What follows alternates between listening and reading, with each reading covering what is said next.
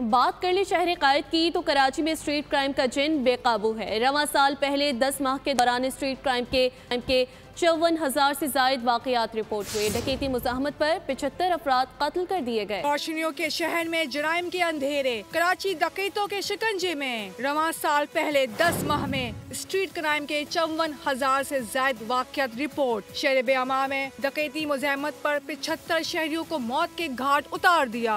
गुज़िश्ता एक माह के दौरान 48 शहरी कत्ल हुए।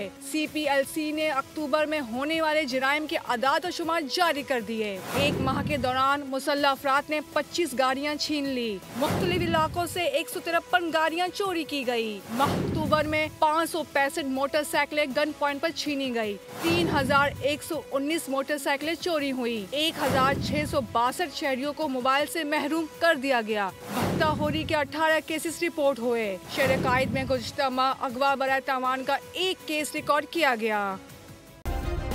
सब्सक्राइब करें और बेल दबाएं ताकि कोई खबर रह न जाए।